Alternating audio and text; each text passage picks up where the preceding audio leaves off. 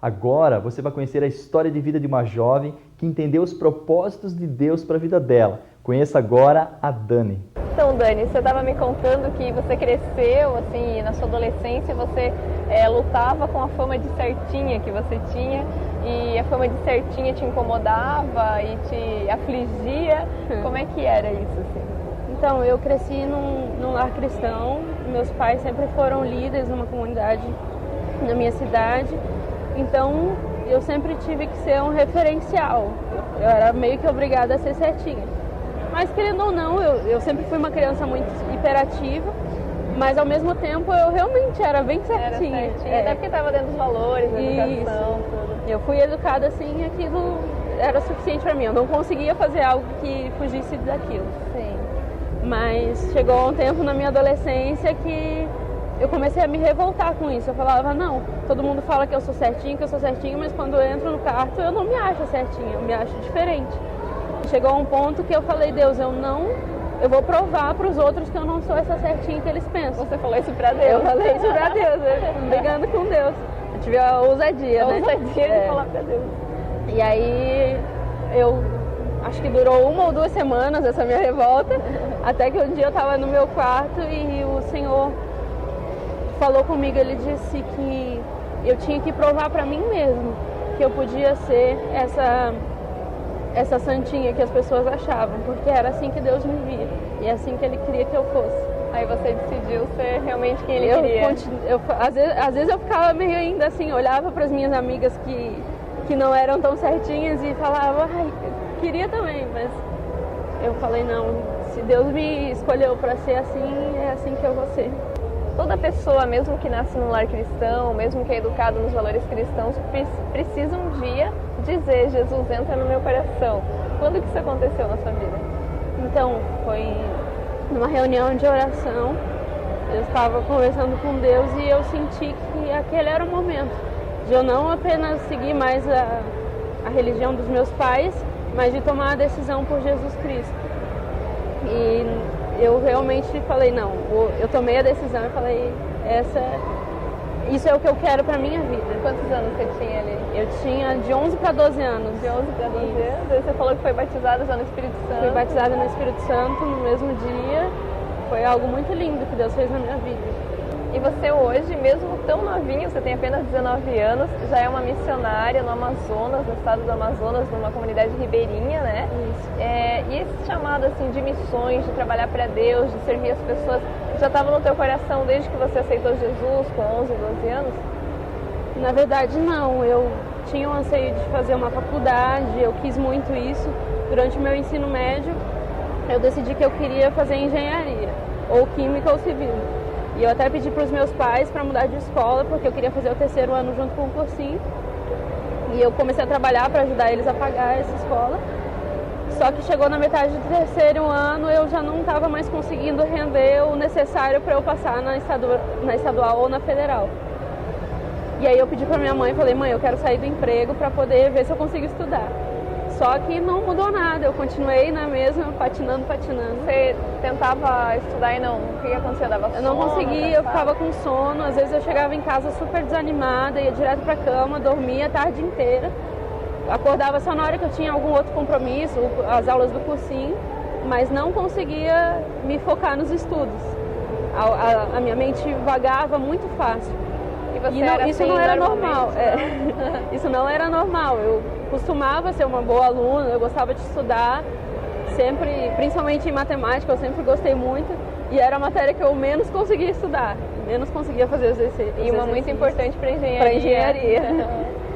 Aí numa noite eu tava conversando com meu primo e eu mostrei para ele um caderninho de orações que eu tinha, que eu fazia durante as aulas, que eu não prestava atenção, eu estava escrevendo um caderninho de orações. E ele falou para mim sobre um seminário, que era uma opção para eu fazer, que seria, acho que de grande valor para minha vida no momento que eu estava passando, que eu não estava encontrando solução. Sim. Eu não conhecia o seminário, mas aí eu cheguei na mesma noite, fui direto para a internet pesquisar e o Senhor mostrou que era aquilo que Ele queria para mim. Isso era de madrugada. Como é que Ele te mostrou? Como é que você sentiu? Eu senti uma paz muito grande no coração e eu vi ali que todo aquele meu cansaço, todo aquele meu desânimo com relação aos estudos tinha parado, que eu tinha agora um foco, um alvo, a partir do momento que eu olhei o site do seminário. E aí, no outro dia eu acordei de manhã e eu tinha que contar para os meus pais, sendo que eles já tinham investido muito em mim. Eu cheguei e falei: pai, mãe, eu vou para o seminário. E eles falaram: acho que não, né? Não é isso que a gente planejou, não é isso que você está lutando por 2 anos. E você chegou a fazer o vestibular? Então, no último dia da inscrição da Federal, meu pai veio perguntar para mim o que eu iria fazer. Eu falei: não, eu não vou fazer. Eles ficaram meio tristes comigo, mas eu acabei realmente não fazendo a inscrição. Fiz a inscrição para estadual. Para qual curso? Para o curso de Engenharia Civil. Isso.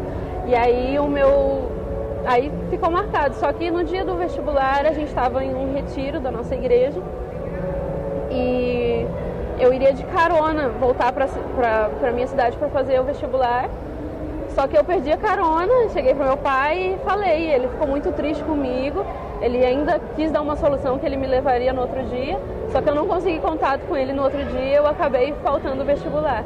E meu pai ficou muito chateado comigo, ele acabou meio que desistindo, assim, falou: agora não tem mais o que fazer, já faltou os 2 que tinha. Sim, ficou triste mesmo. Isso, ele ficou bem triste. E aí, naquela noite, na mesma noite que acabou o retiro, Deus falou diretamente com meu pai e falou que a partir daquele momento era Deus que estava direcionando a minha vida e que o controle da minha vida não estava mais na mão do meu pai, que ele tinha me criado até ali, mas eu era herança do Senhor, e era o Senhor que, a partir daquele momento, ia direcionar a minha vida. E Ele não estava brincando com aquilo que Ele estava fazendo. O próprio Deus falou com teu pai. O próprio Deus falou com meu pai.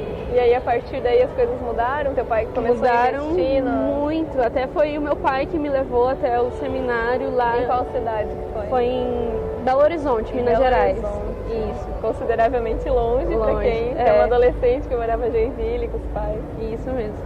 E aí ele ficou muito feliz. A partir daquele momento, assim, eu acho que da frustração virou uma realização para os meus pais eu estar indo para aquele local. Assim, eles viram que eu não estava brincando também, que era aquilo que eu eles tiveram queria. Certeza que era o plano de Deus para ti, né? A partir certeza. do momento que ele ouviu.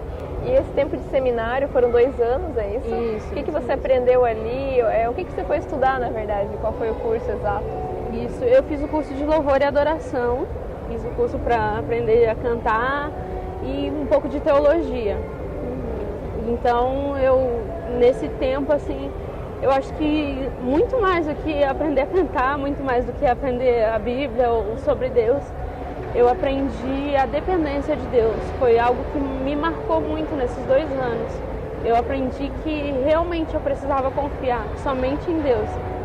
Deus tirou todas as coisas que eu me apoiava para tentar fugir dele, tentar colocar a responsabilidade apenas em mim e me fez depender somente dele. Então você terminou o curso e tinha a opção de fazer ou não o prático, né? Isso. E tinha várias opções, assim, de vários lugares para ir como... Tinha muitos lugares para fora do Brasil, a maioria deles. O único no Brasil seria o Amazonas. A partir daquele momento, Deus colocou um amor muito grande para mim. Eu sempre tive vontade eu brincava pro meu pai que eu queria fazer sobrevivência no mato, eu queria fazer essas coisas.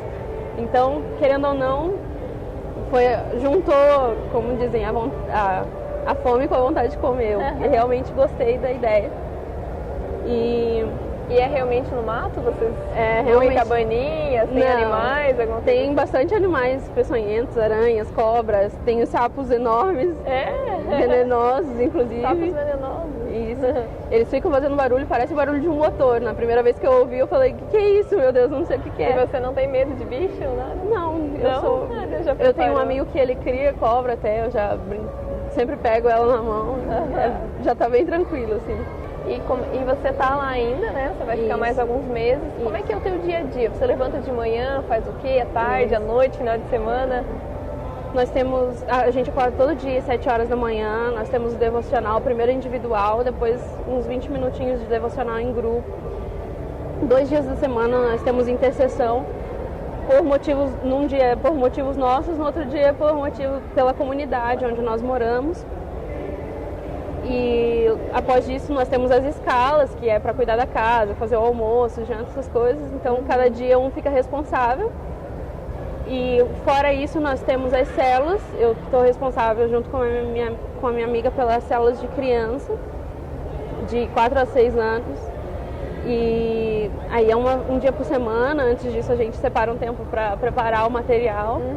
Também eu estou responsável pelo projeto na escola, onde a gente ajuda com a alfabetização de adultos e a própria alfabetização das crianças, que é muito precário. A gente dá reforço escolar e também nós queremos implantar algumas palestras sobre sexualidade, caráter, algumas coisas na escola mesmo.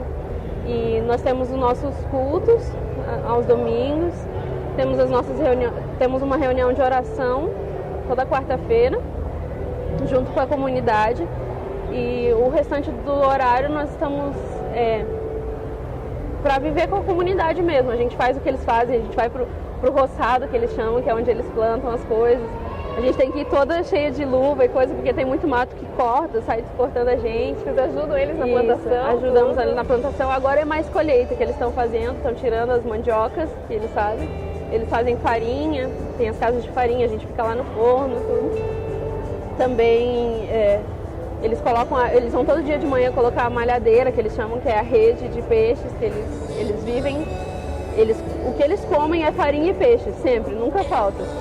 E estamos trabalhando com discipulados individuais, a gente está implantando algumas coisas de estudo da palavra mesmo com eles.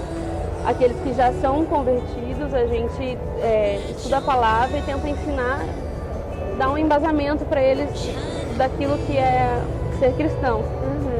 E aqueles que não são convertidos, nós tentamos na convivência mostrar a verdade de quem Jesus é, através da nossa vida mesmo, daquilo que nós estamos fazendo ali.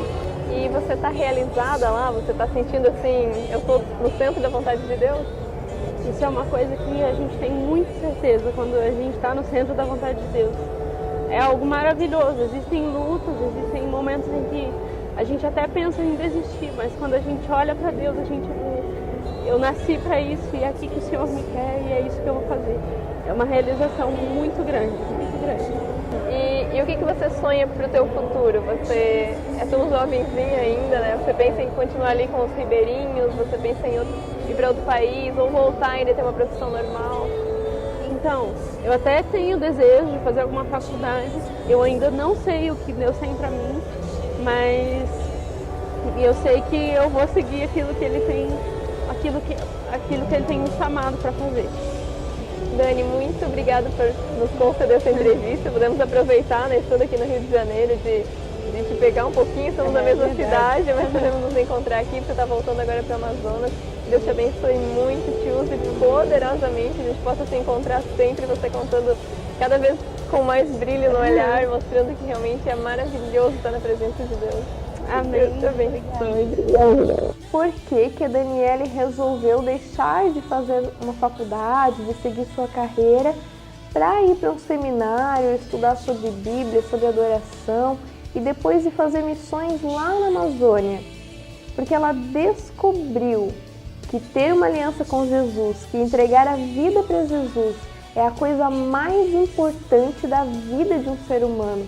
E o desejo dela é dar a sua vida para que outras pessoas descubram isso.